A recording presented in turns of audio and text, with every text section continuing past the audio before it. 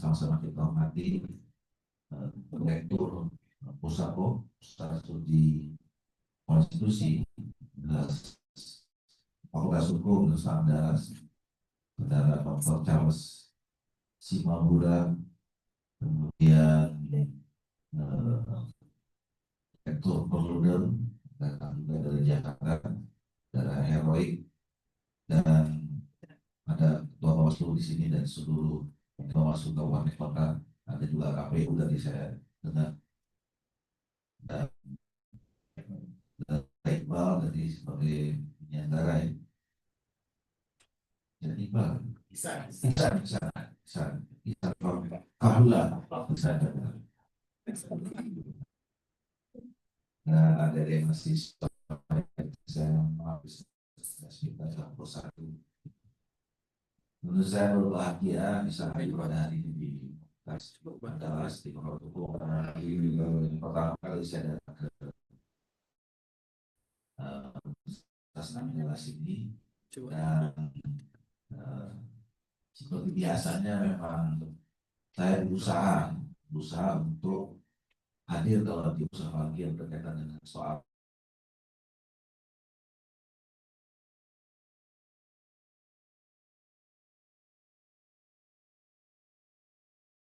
biasanya saya datang seperti ya.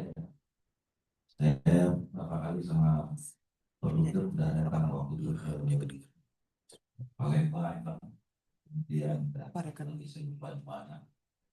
Jadi sering besok saya juga hadir di Pusat Erlangga berkaitan dengan soal revisi undang-undang pemilu kita. Jadi ya walaupun di tengah kesibukan di Jakarta, saya berusaha untuk hadir karena saya ya datang ke kampus, apalagi tadi sama-sama kita dengar sudah melakukan research gitu. Buat kami penting sebagai untuk undang-undang karena itu akan memperkaya dan kemudian memberikan banyak masukan, informasi, pengetahuan buat kami. Dan sekaligus ini buat DPR adalah bagian dari meaningful participation. Jadi ya sekaligus menjawab kritik lah ya selama ini. Ya walaupun beberapa kita sudah melakukan itu, tapi masyarakat maka belum cukup mungkin, makanya ya banyak-banyak melakukan kami itu ke daerah. Selain kami akan undang ke Jakarta tentunya ke DPR. Nah, Bapak Ibu sekalian, berbicara tentang revisi atau penyempurnaan terkait sistem pemilu kita itu kan sudah mengemuka setidaknya pasca pemilu kemarin. Walaupun saya bersama dengan teman-teman Komisi 2 ini sudah memulainya itu sekitar 6 tahun yang lalu. Itu periode 2019-2024 Komisi 2 yang bentuk kemudian dilantik waktu saya. Kita sudah mulai diskusikan, bahkan waktu itu kita sudah mulai menyusun. Jadi kita sudah punya draft naskah akademik dan draft RUU yang pada saat itu. Teman-teman waktu itu tahu. Dan sangat intensif juga diskusi. Nah, karena kami berpikir, saya secara pribadi itu berpikir bahwa ini selama 27 tahun atau waktu itu 22 tahun kita menjalani era reformasi dan sudah 5 kali pemilu, sekarang sudah jadi 6 kali pemilu. Saya kira memang kita harus melakukan evaluasi secara menyeluruh tentang sistem pemilu kita. Banyak yang tentu harus kita koreksi ya, untuk memperbaiki atau membuat demokrasi kita secara substansial. Ya, bukan hanya menempatkan demokrasi itu sebagai sesuatu yang dimaknai prosedural saja. Tapi apakah demokrasi kita itu bisa mengantarkan kita demokrasi sebagai sebuah instrumen, cuma video singkat aja kan, tools gitu, antarkan kita pada cita dekatkan pada cita-cita bangsa dan negara kita. Salam. Mohon maaf nih Pak Dekan, kita udah mulai duluan nih. Iya, iya.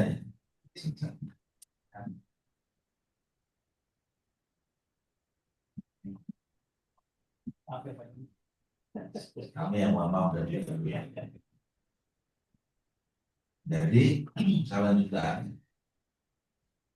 Nah, jadi kalau 5 tahun yang lalu sudah banyak kelompok masyarakat yang sudah mendiskusikan terutama pasti setelah 5 kali kita melaksanakan pemilu di era reformasi ini.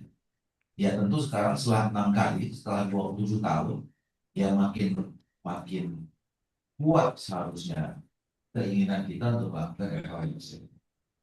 Nah makanya dalam waktu 10 bulan, 11 bulan terakhir ini kami pun baik itu di Komisi 2 maupun di Badan Legislasi itu selalu mendiskusikan ini.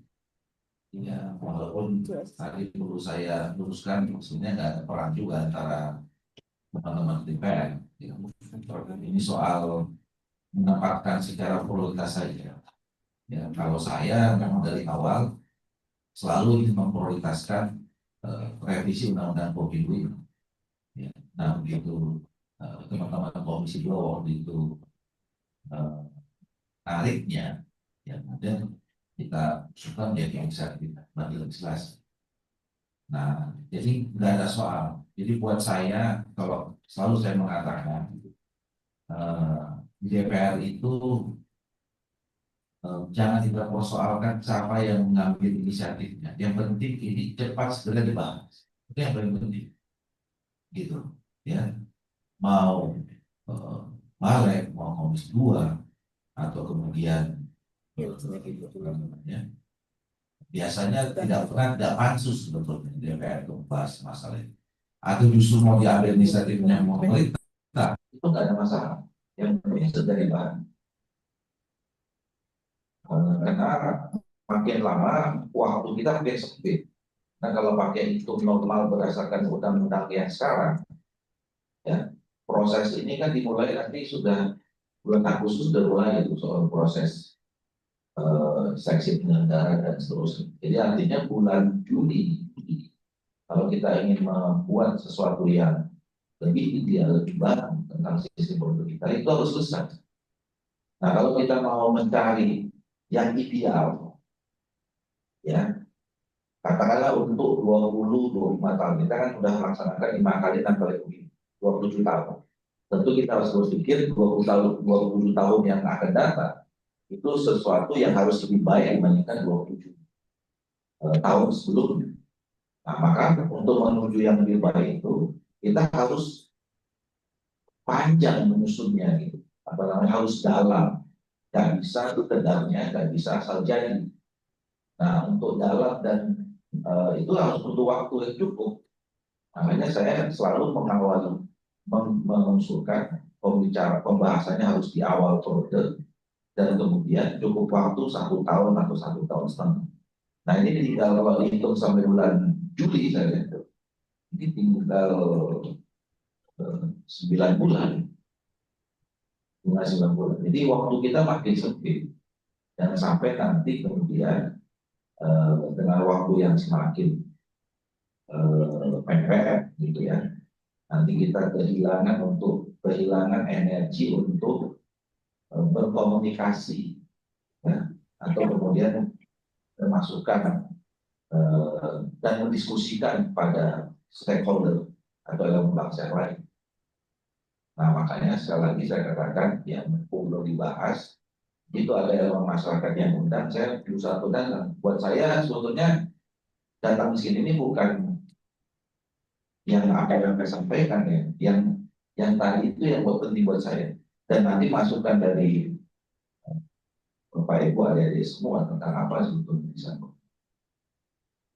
Nah, terus sekalian, sebetulnya kalau kita bicara tentang revisi atau penyempurnaan sistem pemilu, saya selalu menempatkan itu bahwa judul besarnya adalah kita ingin melakukan penggunaan terhadap sistem demokrasi kita menjadi bagian dari sistem politik. Tentu kalau kita mau berupaya eh, banyak hal yang harus kita koreksi. Jadi kalau kita lihat sistem politik kita bagi dua saja, ya.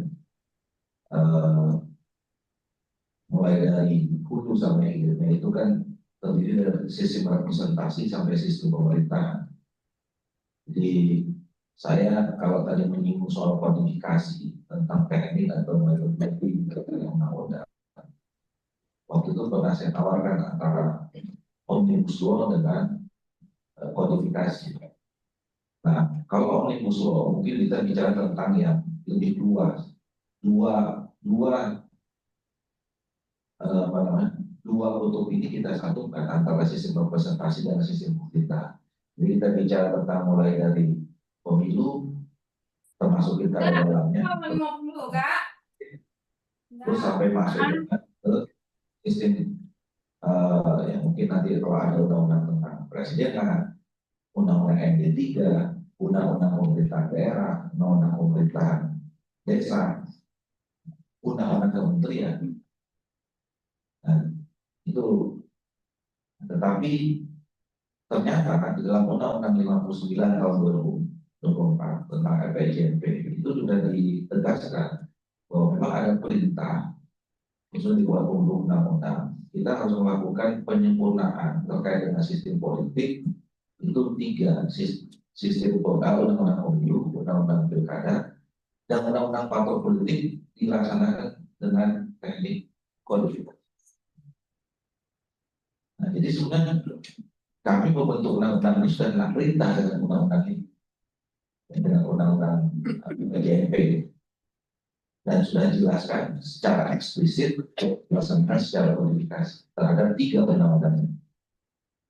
Nah, jadi oleh karena itu sebetulnya kita sudah harus segera melakukan ini. Kemudian apa kalau kita ambil tentang pemilu?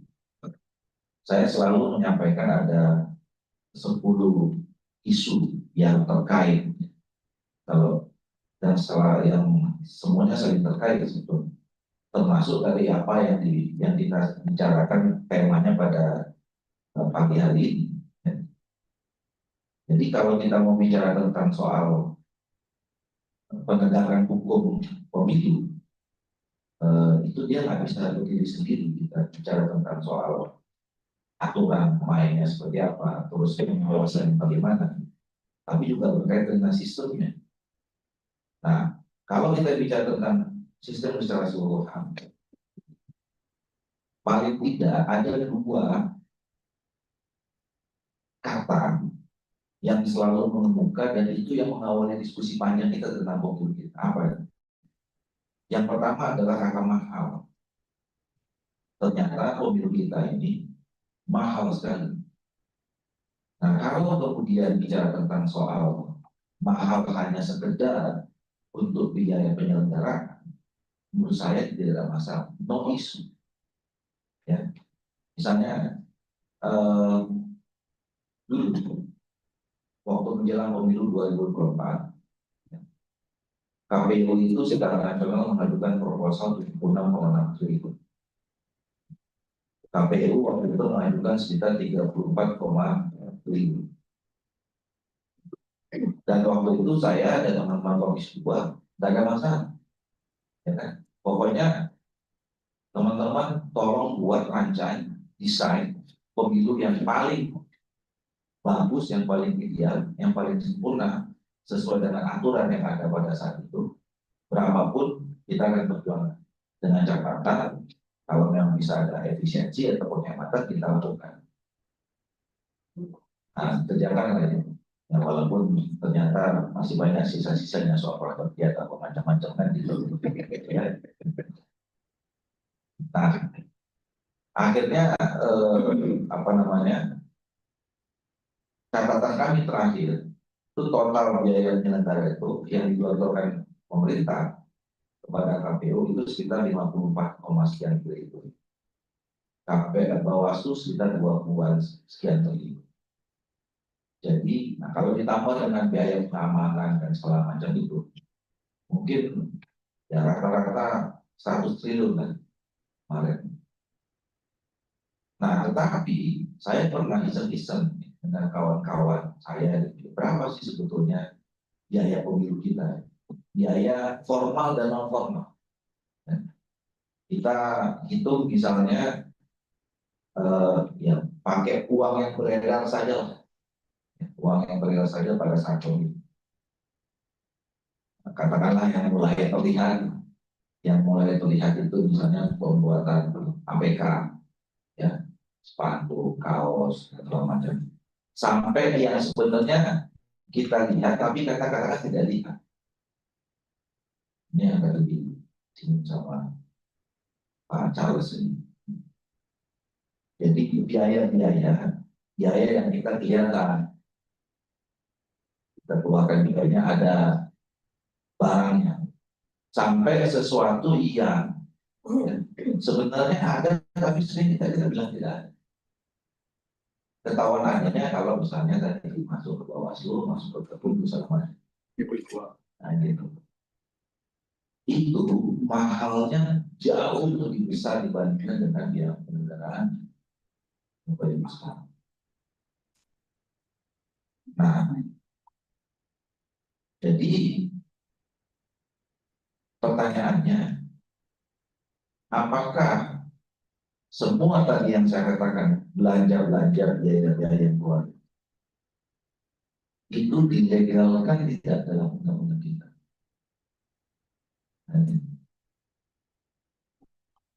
Nah, hipotesa saya sementara ya bahwa mahal yang di luar biaya formal itu ternyata semakin ke sini semakin besar karena kita membiarkan atau membiasakan diri penyakit pemilu yang berbahaya yang saya sebut sebagai moral hazard pemilu itu semakin meluas mewabah di sekitar kita.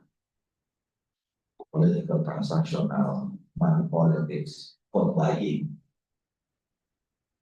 Makin hari kesini kita makin biasa, makin menganggap itu normal saja. Saya bandingkan misalnya ya, kita sering mendapatkan apa namanya foto-foto gitu, ya. Sebetulnya hampir setiap pemilu itu muncul. Setidaknya 2 atau 3 pemilu saya dapat. Misalnya ada spanduk di depan gang, selamat datang serangan fajar. Nah, kalau itu 15 tahun, 10-15 tahun yang lalu, itu penyampak. Kita tahu ada itu tidak berserakan itu informasi atau gambar-gambar di katakanlah mungkin juga karena memang media sosial sekarang semakin masif. Kita dapatnya satu-satu lah. Tapi sekarang itu menjadi sesuatu yang biasa aja.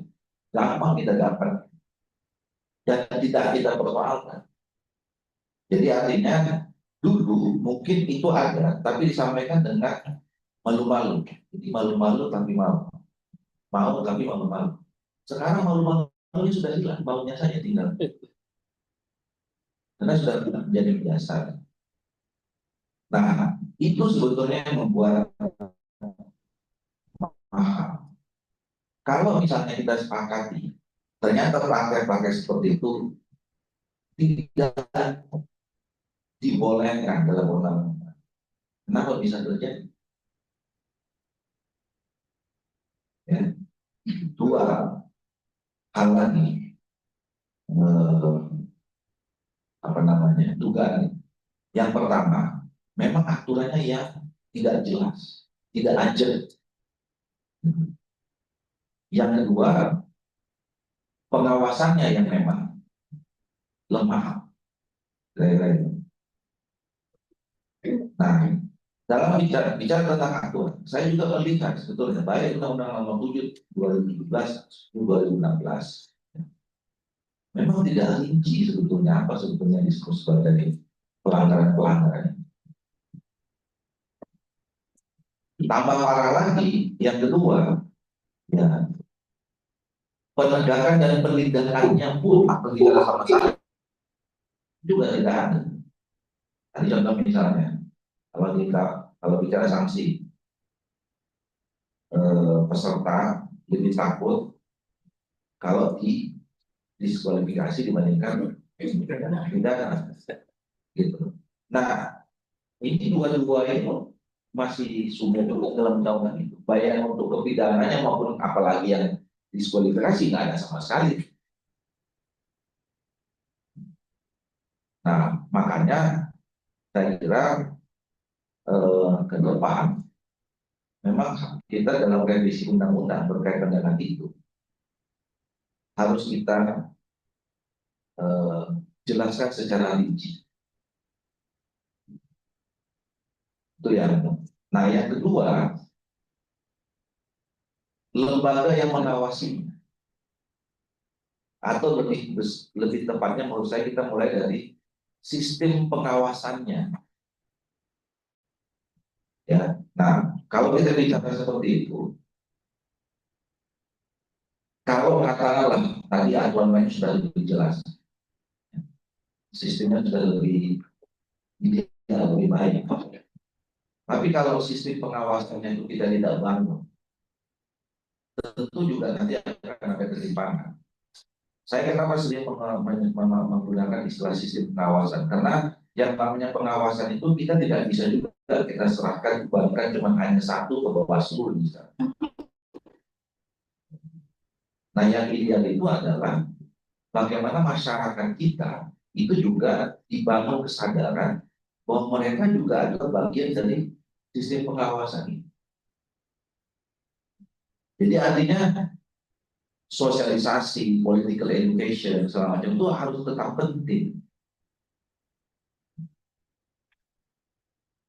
Saya selalu mengilustrasikannya dengan ini, main bola. Mungkin kira-kira sini berapa persen yang suka nonton bola ya? Semua suka nonton bola. Apalagi kalau Indonesia main. Kalau yang suka, pernah ingat nggak dengan gol tangan Tuhannya Maradona? Pernah ya? Itu tahun 1986. Saya pertanyaannya adalah boleh nggak main bola pakai tangan? Boleh. Boleh nggak main bola kalau boleh pakai tangan? Nggak boleh. Tapi waktu itu gol tangan Tuhannya Maradona disahkan nggak? Sah. Kenapa sah? Wasitnya nggak lihat. Wasitnya nggak lihat. Dan nggak ada juga VAR waktu itu ya. Sama dengan kita juga bilang, kenapa misalnya kejadian praktek oral hazard mulai terjadi, kita bisa bilang bahwa wasitnya nggak lihat. Atau pura-pura nggak lihat. Yang kedua kan? Yang kedua kan? Nah, mungkin Bapak Ibu sekalian, setelah kejadian itu dan bukan yang lain, muncullah aturan baru, diperbaiki aturannya. Sampai kita kenal sekarang ada VAR, Video Assistant Referee. Itu kan artinya aturan yang lebih baru, yang dianggap lebih ideal untuk membuat permainan sepak bola lebih fair.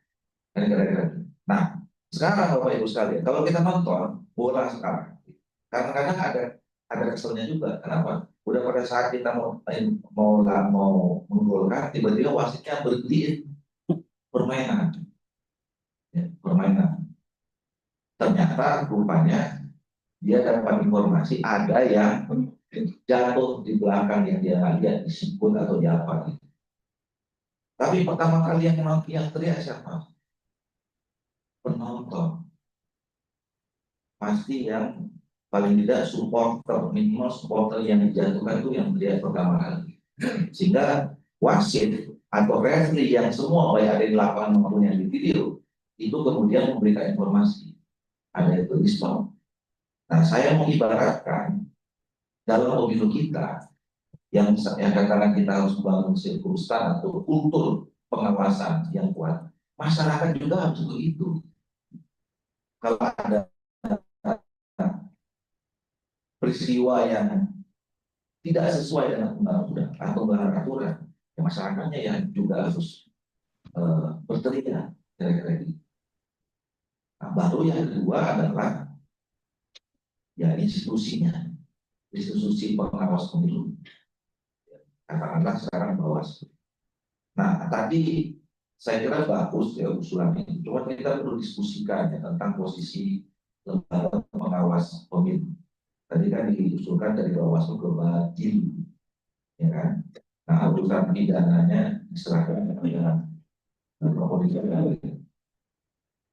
Saya justru sebetulnya coba juga dipertimbangkan kenapa nggak lolosnya kita perkuat sekali apapun namanya, ya kan? Sekaligus bicara tentang semua jenis pelanggaran yang ada termasuk pidana pemilu yang sudah jelas definisinya atau namanya, ya kita serahkan kepada satu lembaga saja.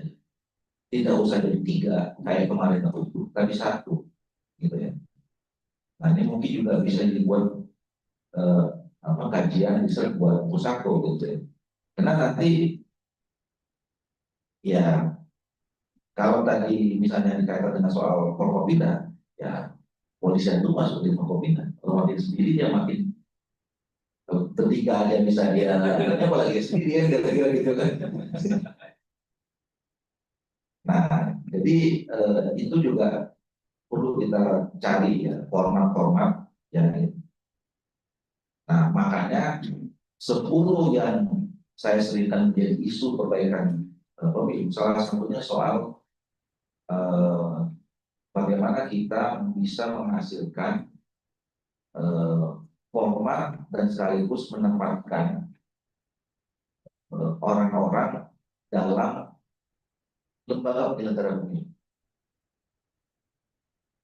Sekarang itu kan 3 dalam undang-undang ini. KPU disebutkan dalam undang-undang Bapak dan Wali KPU, Bawaslu dan KPP yang menjadi satu kesatuan. Saya bilang iya dalam undang-undang satu kesatuan, tapi dalam lapangnya satu kesana satu kesini. Ya, ini kan dalam seminarnya aja di antara Bawaslu dan KPU koma-koma. Pasti enggak. Kalau kami itu sebentar. Saya lagi di Sumbar ya, gitu. Nah, jadi memang harus kita cari format yang bagus. Nah, ini salah satu urusan reformasi tentang lembaga pemilu yang diusulkan dalam Pusako ini. Saya kira yang kayak ini bagus. Termasuk misalnya soal keberadaan KPU. Ya. Ini kan sudah mulai banyak koreksi terhadap KPU. Ya. Baik dari segi seleksinya untuk menghasilkan orang-orang yang betul-betul bagus gitu ya. Kemudian juga unsur siapa saja. Nah ini sudah mulai ada diskusi-diskusi seperti itu. Nah yang berikutnya adalah soal penyelesaian sengketa pemilu masuk dalamnya. Kalau saya sih karena nanti kalau misalnya ini dari usulan posisi ada lembaga yang betul-betul tugasnya mengawasi soalnya. Nanti penyelesaiannya juga menurut saya termasuk dari dulu yang mendorong terbentuknya lembaga peradilan khusus pemilu. Ya, jadi dia menjadi lain saja. Jadi kalau kita bicara pemilu, mungkin harus ada bentuk kamar baru di Mahkamah Agung. Ya dulu sebenarnya sudah pernah ada usulan, tapi Mahkamah Agungnya waktu itu belum terima. Ya, karena ya ada juga dengan saya ingin memperkuat posisi Mahkamah Konstitusi, ya, karena Mahkamah Konstitusi itu kan sebetulnya lembaga yang mulia ya, yang tugasnya adalah menguji, tugas pokoknya menguji undang-undang dengan konstitusi. Jadi mereka Bapak Ibu yang mulia di situ sebenarnya. Nah, jangan kita tambahin kerjaan yang teknis, kemudian suruh hitung-hitung sengketa dan segala macam. Yang pada akhirnya kan, ya kita cukup menyesali kalau ada persoalan hukum yang menjebak hakim konstitusi itu pasti urusan dengan sengketa pemilu atau pilkada. Nah, ini saya kira yang harus kita perbaiki.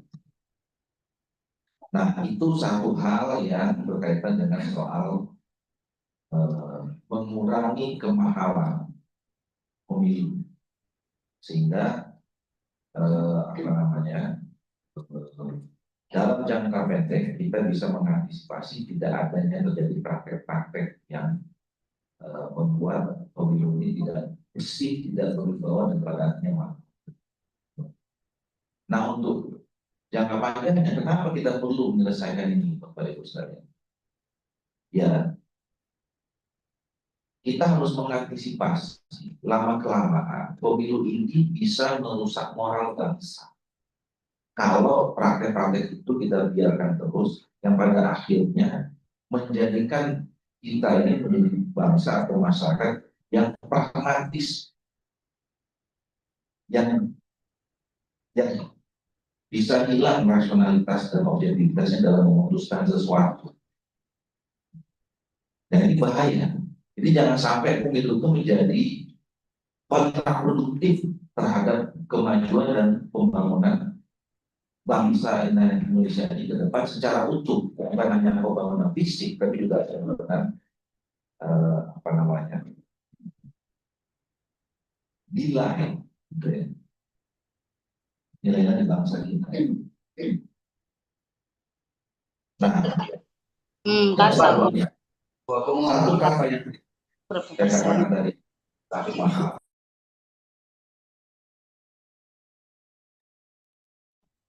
Pemilu kita ini selama ini dianggap kompleks, ya. Kompleks, rumit. Nah, yang pada akhirnya masyarakat kita juga sebagian menjadi apatis.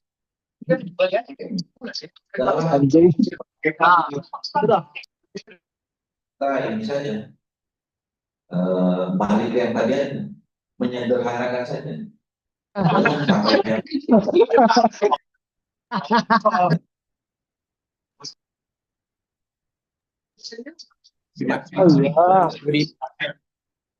aja, Mir. Langsung aja ke Bang Zul. Itu aja. Ada 100 orang.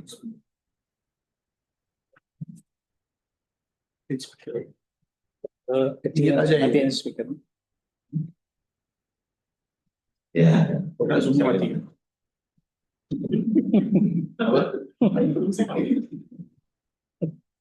buat Bapak Ibu yang sudah di Zoom, kalau bisa speakernya dia unmute supaya tidak stalling. Nah, jadi saya katakan rumit. Nah, makanya oleh karena itu kita juga harus memperbaikinya ini dengan supaya tidak rumit. Ya. Kita cari sistem yang betul-betul mudah, ya, dan gampang. Nah, biasanya kalau menghilangkan kerumitan ini itu menggunakan teknologi, ya, digitalisasi, elektronisasi. Nah, di dalam undang-undang kita selama ini kita tidak pernah mencantumkan ada payung untuk kita menggunakan teknologi informasi. Nah, malah akhirnya, ya, jadi kan kasus Sirekap itu kan begini, teman-teman KPU itu mau menunjukkan bahwa pemilu kita ini tidak ketinggalan dengan perkembangan teknologi. Lantas kemudian dicari, kalau misalnya kita bicara tentang elektronisasi kan e-election itu setidaknya ada 3, e-voting, e-counting, ada e-rekap. Karena tidak ada di undang-undang, maka ini dugaan saya. Kemudian diputuskanlah dicari yang paling mudah dan resiko politiknya lebih kecil. Ya, diambillah rekap itu. disebut jadinya Sirekap bahasa Indonesia. Kan? Tomat karena memang tidak ada undang-undang, dibuatlah disebut namanya sebagai alat bantu. Nah, jadi ini kan putusan tanggung, keputusan yang nanggung. Kalau masuk wilayah politik, ya, itu jadi tambah complicated. Di wilayah politik, Bapak Ibu sekalian, keputusan yang tegas saja itu bisa kompleks, bisa dipikir-pikir, apalagi keputusan yang nanggung, punya bau. Jadi makin kacau nih, Sirekap itu. Akhirnya kan karena banyak orang protes, tutup. Padahal anggarannya sudah banyak runtuh. Tapi yang mau saya sampaikan adalah bahwa selama ini KPU sudah berupaya untuk membuat pemilu kita ini menjadi lebih mudah dengan programnya. Makanya ke depan, menurut saya, nanti kita juga harus perkuat supaya pemilu kita ini pemilu yang ramah, yang menyenangkan, yang tidak rumit bagi masyarakat dengan menggunakan perkembangan atau kecanggihan teknologi. Dia harus tegas nanti kita mengatakan bahwa harus pakai, dan tinggal kita pilih mau pakai voting. Jadi artinya kan kita berusaha untuk membuat putusan antara pemilih dengan apa yang dia putuskan itu direct, tidak ada lagi lingkungan yang bisa mempengaruhinya. Kan itu sebetulnya dengan cara menggunakan pemanfaatan teknologi. Nah, kalau ini kita bisa lakukan ditambah dengan yang lain, kita baru dua ya, yang saya sebutkan tadi. Yang lain perbaikan yang harus saling terkait itu adalah 5 biasanya isunya isu klasik, nanti mungkin banyak menggunakan sama daerah RW soal sistem pemilunya seperti apa. Ya, sekarang kita sudah punya pemilihan perkembangan pemikiran antara proporsional tertutup dengan yang sekarang proses daftar terbuka dengan ada model baru sistem campuran, terus kemudian threshold baik presidensial threshold maupun parliamentary threshold. Ya, kalau yang presidensial threshold memang sudah tidak ada batas, tapi kita disuruh melakukan rekayasa konstitusi supaya pengaturan pencapresan itu nggak boleh terlalu sedikit, nggak boleh juga terlalu banyak, dan perintah Mahkamah Konstitusi. Kemudian soal district bank itu, ya, nah ini juga penting untuk tadi dalam rangka membuat pemilu kita ini supaya antara pemilih sama wakilnya itu lebih kuat ketika ada boundary, ya. Sehingga tidak ada lagi komentar-komentar yang mengatakan bahwa DPR jauh dari masyarakat, ya kan, tidak sensitif dan segala macam. Nah, kita berupaya dalam hidup mereka sudah mendekat, lebih mudah mengenalnya, ya. Calon-calon yang muncul, gitu. Makanya kita mungkin atur itu soal istimewa itu. Kemudian yang berikutnya tentang soal sistem atau metodologi penghitungan konversi suara ke kursi. Yang berikutnya, nah ini mungkin kita bisa diskusi banyak soal keserentakan. Saya selalu dari dulu memasukkan keserentakan ini menjadi penting untuk diskusikan. Tapi karena memang mungkin kita terlalu lama mendiskusikannya, ya, maka konstitusi nggak kuat, ya kan, nggak kuat yang akan. Ini saya udah kasih nama alternatif, yang kira-kira dari tahun 2019 gitu ya. Tapi kok nggak diputus-putus? Udahlah saya putusin sendiri aja lah, kira-kira begitu.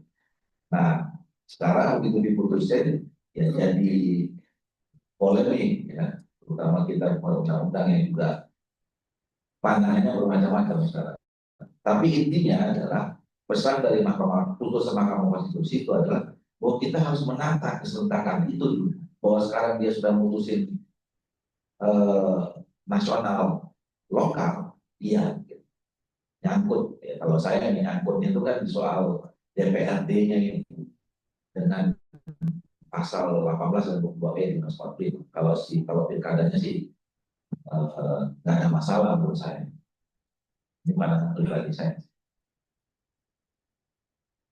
Keserentakan. Kemudian yang berikutnya tadi soal money politik sudah, elektronisasi sudah, kemudian kelembagaan sudah, sudah 9. Yang terakhir tentang pilkada. Karena saya selalu sekarang masuk ke pilkada karena putusan Mahkamah Konstitusi menyatakan bahwa pilkada itu sama rezimnya dengan pemilu. Nanti harus ada satu undang-undang. Nah isunya kan sekarang soal pilkada ini antara langsung tidak langsung. Nah simpelnya diskusi tadi kita itu nggak perlu kita pikir jauh-jauh kalau balik ke Tidak lanjut. tidak lanjut. Simpelnya, tapi itu saya bukan menyatakan posisi saya, tapi kita perlu diskusikan. Saya punya beberapa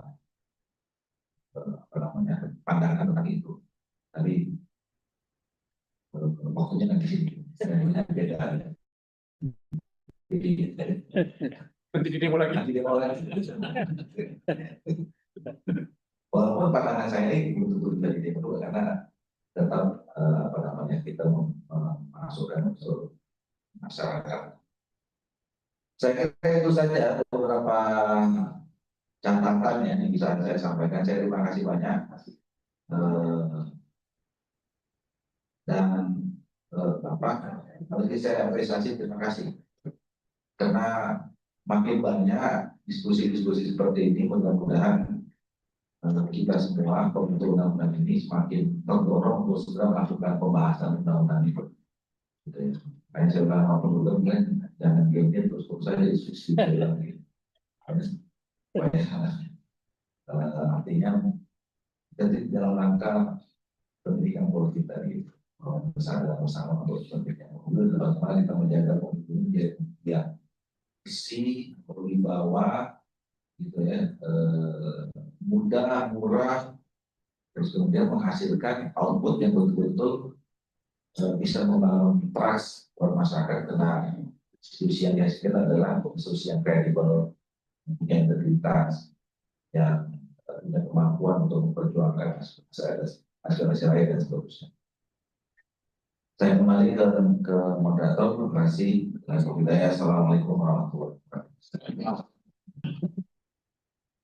Iya, ya kalau soal Bawaslu, saya tidak mau masuk ke terlalu jauh ya, karena teknis sekali. Tetapi saya mau sampaikan bahwa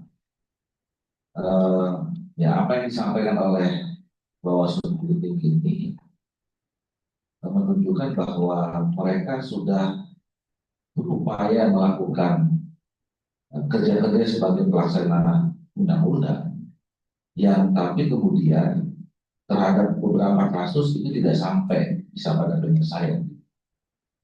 Nah itu juga yang selalu saya dalam diskusi-diskusi tentang penyelenggaraan pemilu, saya termasuk yang disebut selalu bela Bawaslu. Karena saya mengatakan sebetulnya ya Bawaslu itu secara institusional ya sudah melaksanakan tugasnya sebagai pelaksana undang-undang sebagai mana dia itu dalam undang-undang yang mengatur dia untuk melaksanakan undang-undang ini. Kalau lebih dari itu ya tadi kan minta perubahan aturan ini dan segala macam gitu. Nah oleh karena itu ke depan memang kita harus reformulasi dari lagi soal aturan mainnya dan kemudian kewenangan terhadap pemerintah. Kita bisa diskusikan nanti posisinya seperti apa. Nah yang KPU ya betul, memang perubahan ini tidak bisa parsial, harus semua, termasuk dalam partai politik juga. Tapi saya lihat ini apa yang disampaikan oleh KPU dari Kota Panjang ini sepertinya orientasi sudah mulai dicalek kayaknya. Jadi bicara tentang bagaimana partai politik beraturan yang memungkinkan untuk menerima semua masuk mata KPU. Dari gaji juga Iya, nasi caleg Pak. ya. Ya, memang itu tadi kita tidak bisa sendiri ya. Makanya saya katakan tadi di awal kodifikasi revisi undang-undang ini memang tiga pemilu karena yang memang sudah satu rezim dan partai politik ya. Dan kita memang membuat pola rekrutmen dan kemudian bagaimana proses seorang caleg menjadi anggota DPR itu ya tidak dia betul-betul bisa menunjukkan secara leluasa kapasitas dirinya yang kemudian bisa dinilai secara objektif dan rasional masyarakatnya tanpa ada godaan-godaan yang tadi yang membuat mereka tidak rasional dan tidak objektif. Nah itu yang kemudian harus makanya tadi juga sudah singgung pada yang ketiga tadi itu ya, salah satu dari 10 yang saya katakan itu harus untuk kita salah satu isu yang harus kita pertimbangkan adalah penggunaan digitalisasi atau elektronisasi di tahapan-tahapan pemilu. Walaupun saya kalau e-voting saya agak skeptis gitu. Karena apa? Karena dulu juga di beberapa negara sekarang sudah mulai dikoreksi ya karena rawan hacking dan seterusnya gitu ya. Terus ya hacker-hacker di Indonesia ini juga jago-jago ya. Konon katanya 10 hacker terbaik dunia itu 12 dari Indonesia.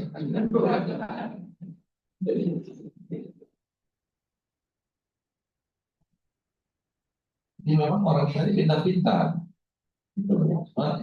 Kadang-kadang ya itu tadi selalu apa terdorong untuk hal-hal yang kurang tepat kurang baik. Nah yang kedua, kalau nanti kenapa saya dorong harus adanya penggunaan sistem digital dan elektronik, itu memaksa kita, negara kita dan bangsa kita itu untuk bisa terbiasa menggunakan media-media digital itu. Dan untuk itu supportingnya harus juga dibuat. Salah satu kelemahannya kan kita ini kemarin misalnya mengalami Sirekap itu. Satu kan soal networking jaringannya, ya belum tercover seluruh Indonesia. Ya, bukan hanya jaringan, mungkin listrik juga ada beberapa daerah yang kita belum terjangkau. Nah itu harus diselesaikan.